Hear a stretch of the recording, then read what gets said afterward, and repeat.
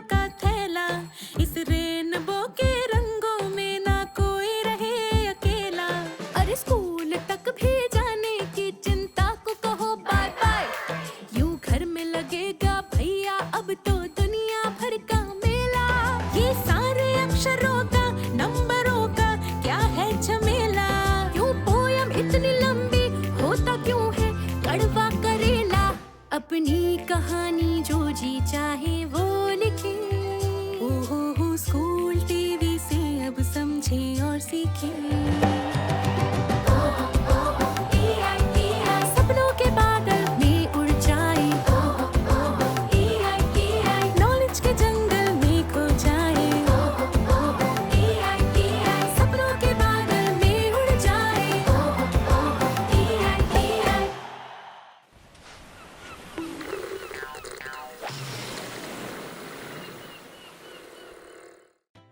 नमस्कार।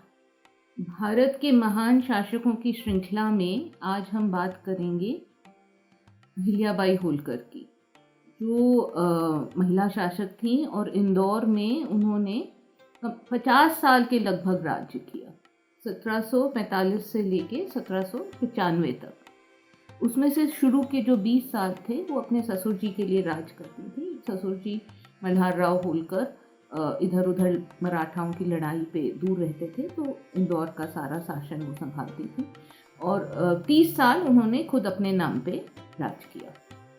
तो पहले मैं आपको 18वीं शताब्दी के माहौल के बारे में कुछ बताना चाहूँगी। औरंगज़ेब की मृत्यु हुई थी 1707 में।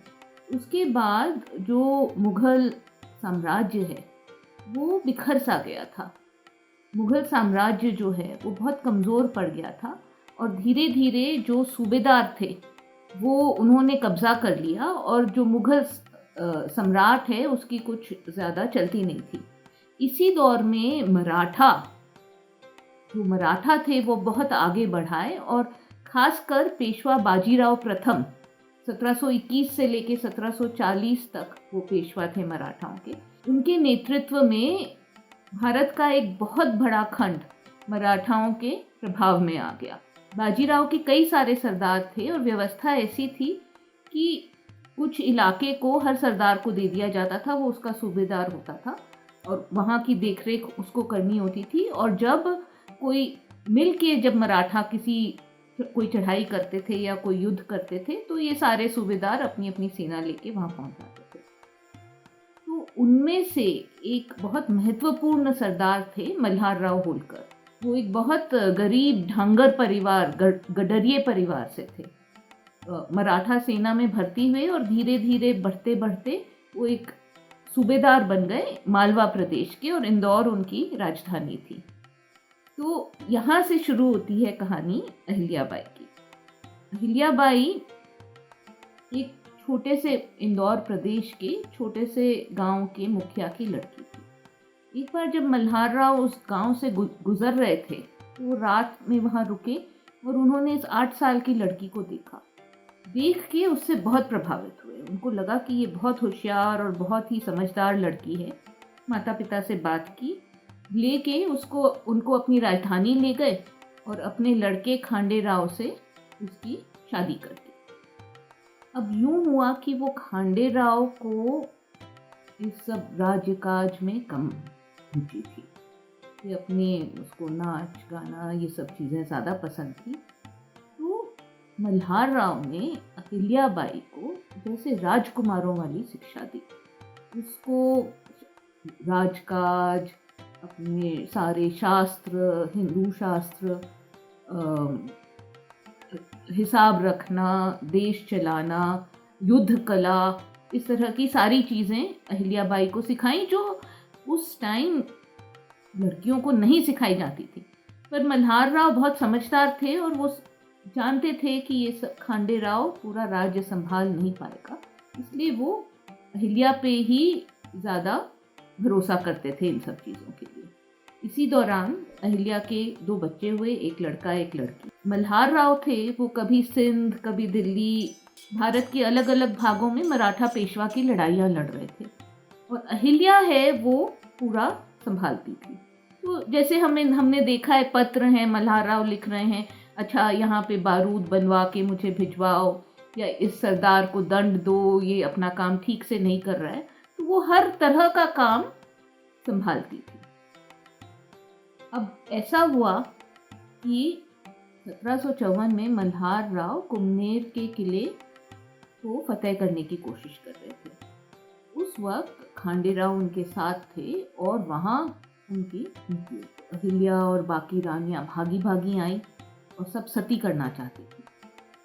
तो अहिल्या को मल्हार राव ने रो धो के उसको रोक लिया। मुझे अपने बच्चों को कैसे संभालोगी? अगर तुम सती कर लोगी हमारा क्या होगा? बाकी रानियों ने तो सती किया, अहिल्या ने नहीं किया। और अब वो और भी ज़्यादा जिम्मेदारी से राज्य संभालने लगी। 1761 में मराठाओं को एक बहुत बड़ी चोट लगी। ये था पानीपत का तीसरा युद्ध। इसमें अफगानिस्तान के राजा थे अहमद शाह अब्दाली। वो हर साल भारत को लूटने आ जाया करते थे।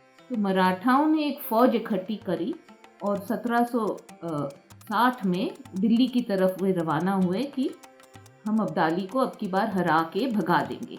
फौज का नेतृत्व कर रहे थे सदाशिवराव भाऊ। काफ़ी छोटी उम्र के थे पर पेशवा के परिवार से थे। अब अहमद शाह अब्दाली की फौज ने मराठाओं को घेर लिया। कुछ महीने में मराठाओं की रसद खत्म हो गई और फिर 14 जनवरी 1761 को लड़ाई हुई। उसमें मराठा बुरी तरह हारे। अगले 1-2 दिन में 1 लाख से ज़्यादा मराठा मारे गए। ये कई लोग मानते हैं कि 18वीं शताब्दी में जितने भी युद्ध हुए दुनिया भर में सबसे ज़्यादा लोग इस दिन मारे गए, पानीपत के तीसरे युद्ध में। खैर बहुत लोग मारे गए पर मल्हार राव होलकर बच के वापस आ गए। पर सबका दिल टूट गया था और 3-4 साल में मल्हार राव होलकर की भी मृत्यु हो गई। अब कौन राजा बने? तो अहिल्या के एक लड़का था, उसका राज्याभिषेक कर दिया। क्या करें, उसकी भी मानसिक हालत बहुत अच्छी नहीं थी। वो ठीक से राज्य नहीं कर पाता था पर अहिल्या ही राज करती थी। पर वो भी बीमार हो गया और साल भर के अंदर अंदर उसकी मृत्यु हो गई। अब कोई वारिस नहीं बचा, कोई आदमी नहीं बचा अहिल्या के परिवार से। मंत्री जो थे वो अहिल्या को सलाह दे रहे थे आप किसी को गोद ले लीजिए, उसको राजा बना दीजिए। पर अहिल्या के मन में ये था कि किसी को गोद क्यों लूं, मैं ही जब राज चला रही हूँ तो मुझे ही राजा या रानी जो आप कहें मेरा राज्याभिषेक होना चाहिए। तो ऐसा होता नहीं था। औरतों को डायरेक्ट राज्याभिषेक उनका ऐसा होता नहीं था। राज्य माता के रूप में औरतें राज करती थी पर राजा के रूप में बहुत कम ऐसा देखा जाता था। अहिल्याबाई को लगा कि मेरे से अच्छा कौन हो सकता है, और बात एकदम पूरी उसकी सही थी। तो इससे लोग बहुत घबरा गए। उस वक्त पेशवा छोटे थे, उनके चाचा राघोबा ही सब कुछ देखा करते थे और राघोबा की थोड़ी सी नीयत ठीक नहीं थी। उन्होंने सोचा चलो इंदौर ये अच्छा मौका है, ये इंदौर हम पूरा कब्जा कर लेते हैं। अपनी 50,000 की सेना लेके वो इंदौर की तरफ चल पड़े और शिप्रा नदी के एक तरफ उन्होंने अपना खेमा गाड़ा। अहिल्याबाई क्या करे, 50,000 बड़ी सेना थी, पर उन्होंने अपना दिमाग लगाया और कई चीज़ें उन्होंने की अपने आप को इस मुसीबत से बचाने के लिए। सबसे पहले तो मल्हार राव होलकर के जो दूसरे मित्र थे, जो दूसरे मराठा सरदार थे, जैसे कि सिंधिया हैं, दभाड़े हैं, भोसले, गायकवाड़, इन सबको चिट्ठियाँ लिखी कि ये राघोबा आके मेरा राज्य लेने की कोशिश कर रहे हैं। तो ये लोग सब बहुत ही ताकतवर थे और सब ने राघोबा को लिखा कि ये आप गलत कर रहे हैं। अच्छा, अहिल्याबाई की खुद की सेना उनके भतीजे तुकोजी होलकर के साथ कहीं और लड़ने गई हुई थी। उसको तुरंत लिख के भेजा कि आप आओ वापस, पर आने में तो वक्त लगता है, कैसे रोका जाए, तब तक राघोबा हथियार लें। तो उन्होंने क्या किया, ये एकदम एक अलग सोच है। उन्होंने क्या किया, अपने राज्य में कुछ 500 विधवाओं को ढूंढा और उनको घुड़सवारी की और घोड़े पे बैठने की और तलवार वगैरह खिलाने डुलाने की शिक्षा दी। 1-2 दिन में जो कर सकती थी, 2-3 दिन में आदमी क्या कर सकता है? वो औरतें योद्धा तो नहीं बन सकती 2-3 दिन में, पर घोड़े पे बैठ के आगे तो बढ़ सकती हैं। फिर उन्होंने क्या किया, एक हाथी पे बैठी, तीर कमान इत्यादि लिया और इन 500 महिलाओं को लेके वो शिप्रा के दूसरी तरफ आके उन्होंने अपना खीमा बसाया और एक राघोबा को संदेश भेजा कि हम इंदौर की विधवाएं आपसे लड़ने आई हैं, आप लड़िए हमसे, पर एक बात आप सोच लीजिए, अगर तो आप जीते तो भी आपकी बहुत बदनामी होगी, और अगर तो आप हारे तो सोचिए और कितनी बदनामी होगी। अब राघोबा को समझ में आ गई कि बहुत मुश्किल है कुछ करना, तो उन्होंने एक संदेश भिजवा दिया कि मैं लड़ने थोड़ी ना आया था, मैं तो शोक प्रकट करने आया था आपके पुत्र की मृत्यु पे। तो अहिल्याबाई ने बोला कि आपका स्वागत है, आप आइए इंदौर। और वो तब तक तो जी भी सेना के साथ पहुंच गए थे, तो उनको लेके उनको इंदौर ले गए, उनकी खातरी की और फिर उनको जी उनके साथ जाके उन्होंने अहिल्या की राज्याभिषेक की मंजूरी ले ली पेशवा से। तो अब अहिल्याबाई सूबेदार हो गई थी इंदौर की। उनका जो राज्य था वो पूरे भारत में एक मिसाल के तौर पे था। अब हम बात करेंगे अहिल्याबाई के राज्य के बारे में। अहिल्याबाई के राज्य में उन्होंने काफ़ी अनूठी चीज़ें करी थी। 1-2 के बारे में मैं आपको बताना चाहूँगी। अब उनके राज्य में जो कुछ वहाँ के ट्राइबल्स थे, भील थे, वो डकैती करने लग गए।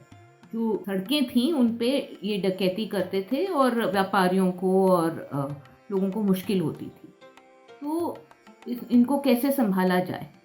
तो अहिल्याबाई ने एक घोषणा करी कि जो भी इन डकैतों को पकड़ लेगा उनसे मैं अपनी पुत्री की शादी कर दूंगी।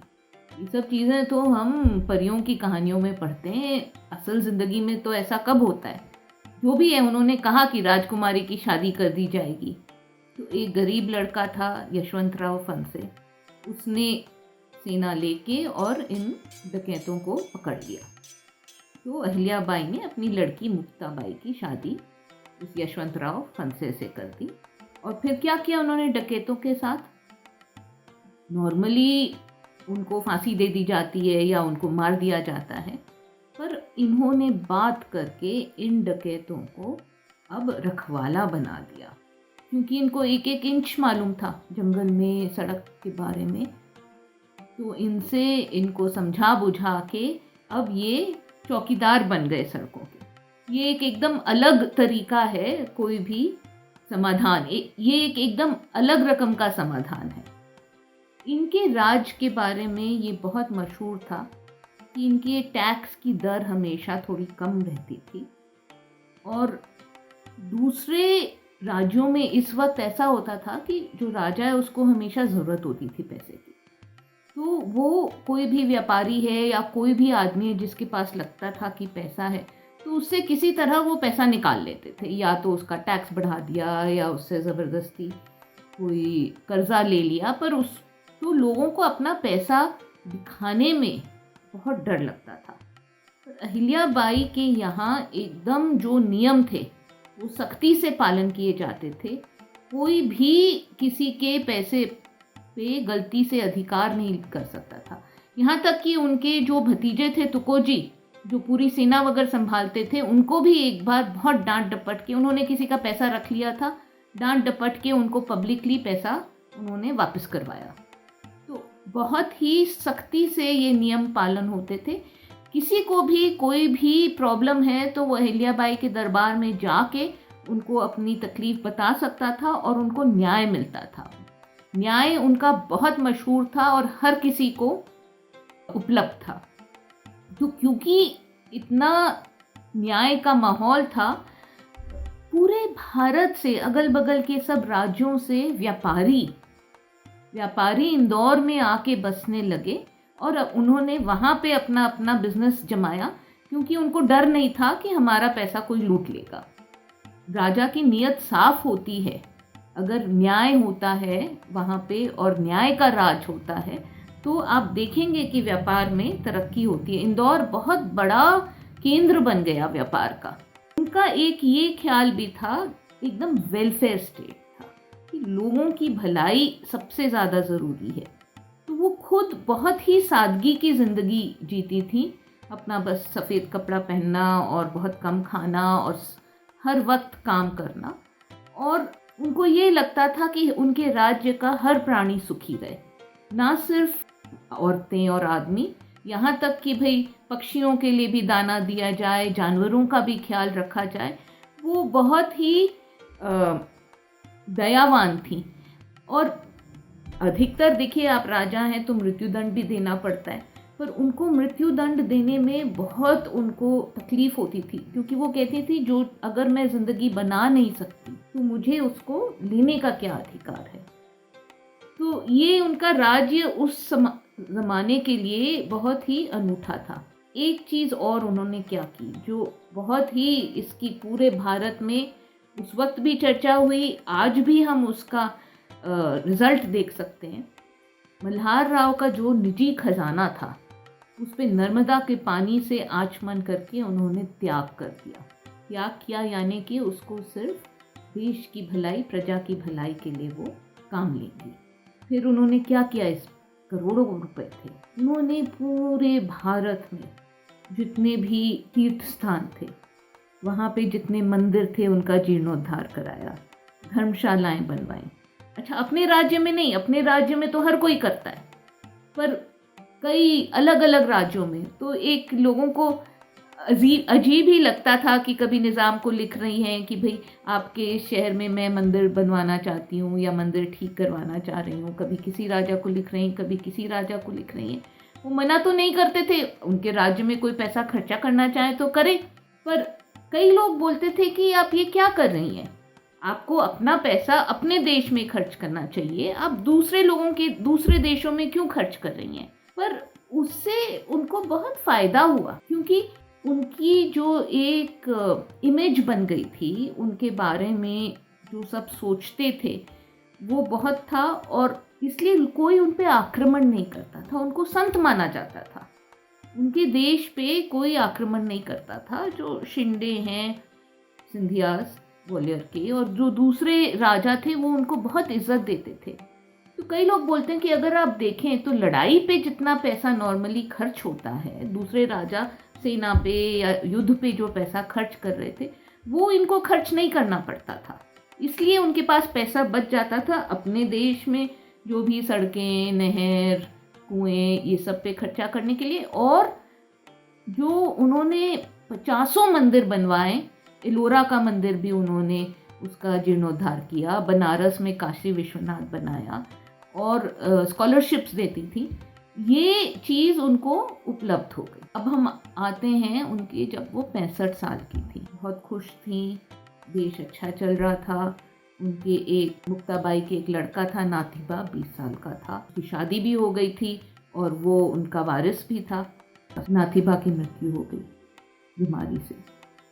उसके कुछ दिन बाद यशवंतराव जो उनके दामाद थे, उनकी मृत्यु हो गई। मुक्ताबाई ने कहा कि मैं सती करूँगी। वैसे तो सती प्रथा उतनी इनके ढांगर कम्युनिटी में इतनी सती प्रथा थी नहीं, तो अहिल्याबाई ने कहा कि मेरे तो बस अब तुम बची हो, तुम मत करो सती। कहते हैं कि जमीन पे पड़ के मुक्ताबाई के सामने गिड़गिड़ाई कि तुम सती मत करो, मुझे छोड़ के मत जाओ। तो मुक्ताबाई की पूरी जिद थी। ये कहते हैं कि जब मुक्ताबाई चिता पे चढ़ रही थी सती करने के लिए, तो अहिल्याबाई को पकड़ के रखना पड़ा था और वो एकदम बेहाल थी। फिर 3 दिन वो अपने कमरे में अपने आप को उन्होंने बंद किया और फिर किसी तरह उसके बाद निकल के वापस अपने राज का। उनकी मृत्यु हुई 1795 में, और उनकी मृत्यु के बाद तुकोजी ने राज संभाला। तो अहिल्याबाई के बारे में इतनी प्रशंसा की है। क्या इतना अच्छा, इतना महान कोई हो सकता है? आखिर हर राजा अपनी प्रशंसा करवाते हैं। अहिल्याबाई को अपनी प्रशंसा का कोई खास शौक नहीं था। एक किसी लेखक ने अहिल्या की प्रशंसा लिखी और लाके उन्हें दरबार में दिया कि हर राजा अपनी प्रशंसा लिखवाते हैं अपने बारे में, और अहिल्याबाई का काम भी बहुत अच्छा कर रही थी। तो अहिल्याबाई ने उस कविता को देखा जो उनके प्रशंसा में लिखा हुआ था। उन्होंने कहा ठीक है, मेरे साथ आप नर्मदा पे चलिए। तो वो किताब लेके नर्मदा पे वो एक नाव में निकले और बीचों बीच उठा के अहिल्याबाई ने वो किताब पानी में डाल दी कि आपको प्रशंसा लिखनी है, आप भगवान की लिखिए, मुझे अपनी प्रशंसा नहीं करवानी है। ये कौन करवाता है? ये एकदम उनकी जो सोच थी, ये उसकी दाद देनी पड़ेगी। अपनी प्रशंसा, अच्छे काम करते हैं लोग, पर अपनी प्रशंसा का लोभ किसको नहीं होता है। ये एक सोचने की बात है।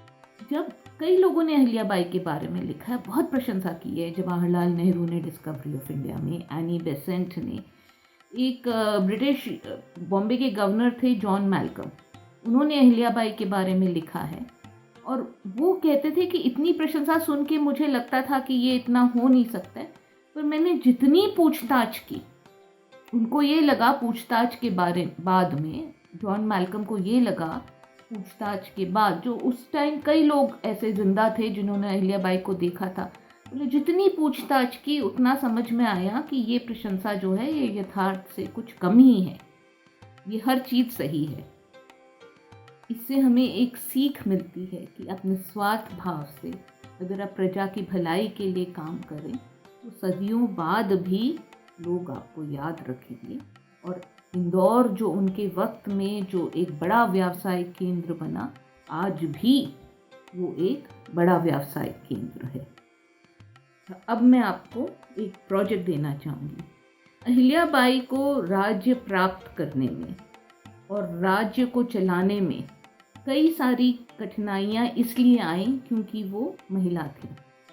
तो आप हमें लिख के भेजें, आज के दिन भी कोई महिला अगर आगे बढ़ना चाहे तो उसको कौन सी समस्याएं उसके सामने आती हैं, सिर्फ इसलिए कि वो महिला है, और उसके लिए आपके पास क्या समाधान है जिससे कि वो आगे बढ़ सके और अहिल्याबाई की तरह एक मिसाल कायम कर सके।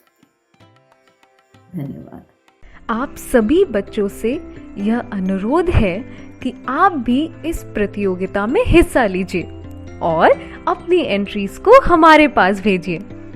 आप अपनी एंट्रीज हमें 3 तरीकों से पहुंचा सकते हैं। पहला, व्हाट्सएप द्वारा इस नंबर पर भेज सकते हैं। नंबर है 9321961744 9321961744। दूसरा, आप हमें ईमेल भी कर सकते हैं इस मेल आईडी पे BEPCDPROGRAM@gmail.com, या आप हमें डाक के माध्यम से भी अपनी एंट्रीज भेज सकते हैं इस पते पर। गुणवत्ता संभाग, बिहार शिक्षा परियोजना परिषद, शिक्षा भवन, राष्ट्रभाषा परिषद परिसर, सैदपुर, राजेंद्र नगर, पटना 800004। बच्चों, आपको अपनी एंट्रीज हमें इस प्रारूप में भेजनी है। सबसे पहले विद्यार्थी का नाम, फिर विद्यालय का नाम, उसके बाद कक्षा और एकदम अंत में जिला।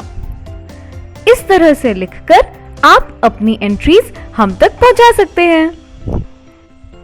और याद रखें, आप हमें अपनी एंट्रीज आने वाले शुक्रवार शाम 6 बजे तक ही भेज सकते हैं। धन्यवाद।